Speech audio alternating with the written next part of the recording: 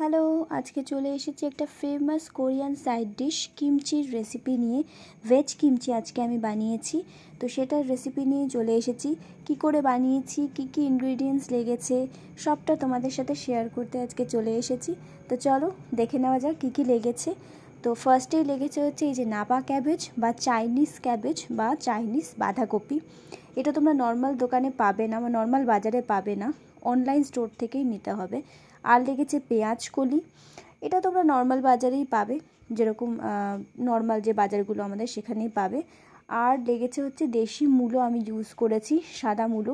কোরিয়ানরা Korean মূলো use করে, but আমি পাইনি বলে আমি দেশি মূলোই এখানে ইউজ করেছি। তো সবার আগে এই নাপা ক্যাবেজটাকে বা এই চাইনিজ বাঁধাকপিটাকে আমি দেখতেই পাচ্ছ, বাঁধাকপির শেপটা কিন্তু আমাদের নর্মাল বাঁধাকপির থেকে কমপ্লিটলি ডিফারেন্স, পুরো একদম লম্বা ধরনের হয়।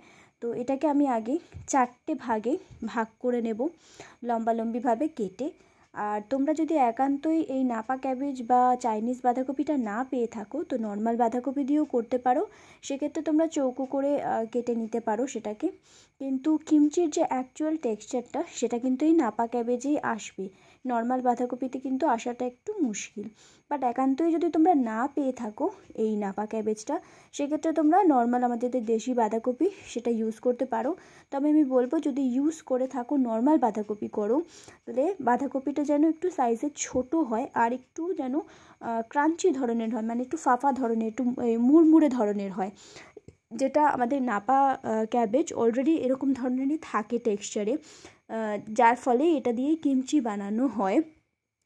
আর যেটা থাকে সেটা হচ্ছে এই নাপা ক্যাবেজে কিন্তু কোনো রকম কোনো স্মেল থাকে না। নর্মাল বাঁধাকপি কাটলে, আমাদের দেশি বাঁধাকপি কাটলে যেমন একটা গন্ধ বেরোয়, নাপা ক্যাবেজে কিন্তু সেরকম কোনো গন্ধ থাকে না। আর নাপা ক্যাবেজটা ভীষণই ক্রাঞ্চি ধরনের হয়, একটু ফাফা ধরনের আর কি, যেটার ফলে যার জন্য এটাতে কিমচি বানাতে অনেক সুবিধা হয়। এবার আমি একটা বড় বাটির মধ্যে এটাকে ট্রান্সফার করে নেব। দেখো 4টে ভাগে যে আমি ভাগ করে নিয়েছি সেগুলোকে ট্রান্সফার করে নেব। নিয়ে এটাকে আমি এখন একদম আমাদের যে নর্মাল ওয়াটার সেটা দিয়ে ভিজিয়ে দেব মোটামুটি 10 মিনিটের মতো আর কি, যার ফলে নাপা ক্যাবেজটা একটুখানি নরম হয়ে যাবে আর একটু ভেতরে জলটা সোক করবে, টেনে নেবে আর নরম হয়ে যাবে। তোমরা যদি নর্মাল বাঁধাকপি দিয়ে করে থাকো তাহলে তোমরা নর্মাল বাঁধাকপির ক্ষেত্রেও কিন্তু এই একই প্রসেস অবলম্বন করবে। দেখো এই যে আমি কিন্তু পুরো জল দিয়ে এটাকে একটু ভিজিয়ে দিচ্ছি, একদম নাকে নাকে জল না দিলেও হবে, মোটামুটি যাতে ওপর নিচ অবধি একটু ভেজে সেরকম দেখে সেরকম বুঝে একটু জল দেবে। নর্মাল বাঁধাকপির ক্ষেত্রে জলটা একটু বেশি দিও, কারণ নর্মাল বাঁধাকপি জলটা একটু বেশি টানে নাপা ক্যাবেজের তুলনায় আর কি। তো নর্মাল বাঁধাকপি বা দেশি বাঁধাকপি দিয়ে যদি করো তাহলে সেক্ষেত্রে দেশি বাঁধাকপিতে একটু জলটা বেশি দেবে।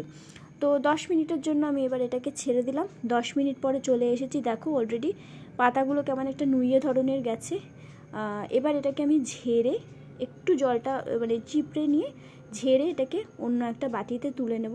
দেখো জল কতটা দিয়েছিলাম, কতটা টেনে নিয়েছে দেখতেই পাচ্ছ। নর্মাল বাঁধাকপির ক্ষেত্রেও এরকমটাই হবে আশা করি। তো এটাকে দেখো ঝেড়ে নিয়েছি। এবার আমি এটাতে একটু নুন লাগিয়ে নেব, একদম প্রত্যেকটা পাতায় দরকার পড়লে নুন লাগাবে। নুন যদি এক্ষেত্রে একটু বেশি হয়ে যায় তাতে কোনো সমস্যার কিছু নেই, কারণ এরপরে যখন আমি কপিটাকে ধোবে তখন নুন বেশ খানিকটা বেরিয়ে যাবে, যেটা এক্সট্রা নুন সেটা বেরিয়ে যাবে। আর এই নুনটা দেওয়ার ফলে কিমচিটা বানানোর সময় আর আমাদের নুন না দিলেও চলবে, আর যতটা নুন ওর ভেতরে নেওয়ার সেটা এই নাপা ক্যাবেজ ভেতরটায় টেনে নেবে, বাকি নুনটা যখন আমি এটাকে ধোবো তখন বেরিয়ে যাবে। সুতরাং সমস্যা কিছু হবে না। নর্মাল বাঁধাকপি যদি তোমরা নর্মাল বাঁধাকপি দিয়ে করে থাকো তাহলে স্কোয়ার করে কেটে নিলে তোমরা এরকম ওপর নিচ করে না লাগিয়ে ঘষে ঘষে এমনি লাগিয়ে নিলেও হবে। তো দেখো এই যে এটা 2 ঘন্টা আমি ভিজিয়ে রেখেছিলাম, 2 ঘন্টা পরে এই যে দেখো 2 ঘন্টা পরেও বেশ খানিকটা জল বের করে দিয়েছে এখান থেকে। এবার এটাকে দেখো এরকমভাবে অটোমেটিক্যালি এরকম সুন্দর ফোল্ড হয়ে যাবে, কোনো প্রবলেম হবে না, নাপা ক্যাবেজের ক্ষেত্রে আমি বলছি। তো এবার এটাকে একটু চিপড়ে আমি এরকম ফোল্ড করে করে তুলে নেব আর কি, জলটা ঝরিয়ে তুলে নেব।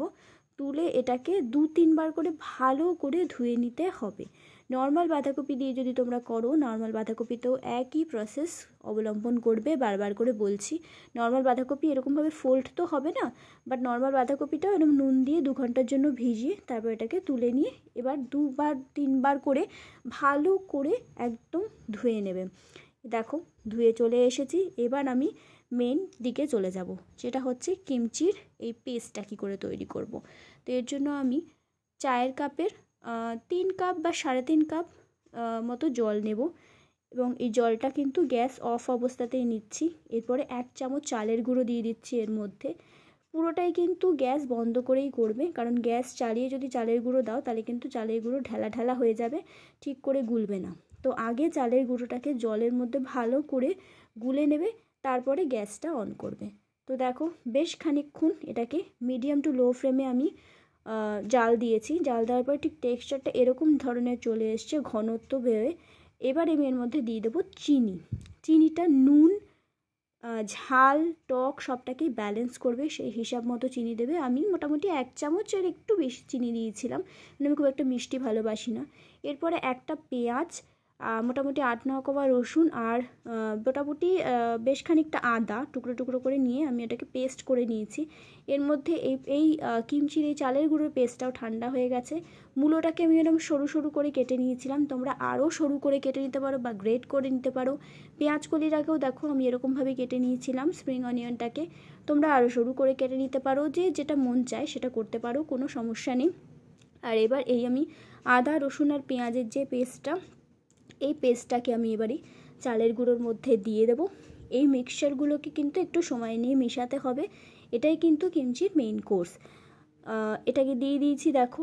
এরপরে আমি ধীরে ধীরে মশলাগুলো দেবো। এই যে লঙ্কার গুঁড়ো দিচ্ছি, যে যার ঝাল অনুযায়ী লঙ্কার গুঁড়ো দেবে।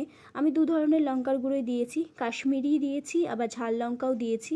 তো দুটো সমানভাবে আমি দিয়েছি, তোমরা সেভাবেও দিতে পারো, বা তোমরা যদি ঝাল বেশি খাও ঝাল লঙ্কাটা একটু বেশিও দিতে পারো। এবার আমি দিয়ে দিচ্ছি 2 ঢাকনা সয়া সস। সয়া সস দিলে কালারটাও আসবে, আর সয়া সসে একটা অন্য রকমের একটা গন্ধ বা ফ্লেভারও আসে আর কি। তো 2 ঢাকনার মতো আমি সয়া সস এর মধ্যে দিয়ে দিলাম। এবার দিয়ে দেবো ভিনিগার, যেহেতু আমি এটাকে স্টোর করব তো ভিনিগারের প্রয়োজন অবশ্যই আছে, আর একটু টক ভাবের জন্য ভিনিগারের দরকার আছে। এবার এটাকে আমি ভালো করে এই চালের গুঁড়োটার সাথে মিক্স করে নেব। এই মিক্সিংটা কিন্তু একটু ভালো করে করতে হবে, মিক্সিংটা যত ভালো হবে কিমচিটা খেতে তত টেস্টি হবে। এই যে দেখো মিক্সিংটা এরকম ধরনের হয়েছে। তোমরা যদি চাও তোমরা মশলা বেশি কম করতে পারো, আমি আমার অনুযায়ী করেছি। এরপর আমি এর মধ্যে দিয়ে দিয়েছি কেটে রাখা মূলোগুলো। তোমরা মূলোগুলো গ্রেট করেও নিতে পারো, কোনো প্রবলেম নেই, যে যেটা মনে করবে। এবার আমি দিয়ে দিলাম এর মধ্যে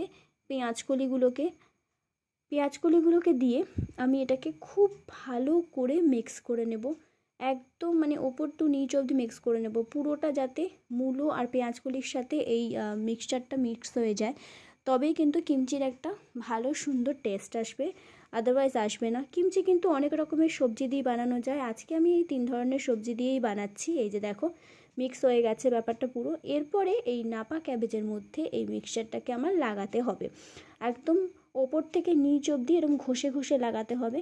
এটাই কিন্তু কিমচি বানানোর প্রসেস।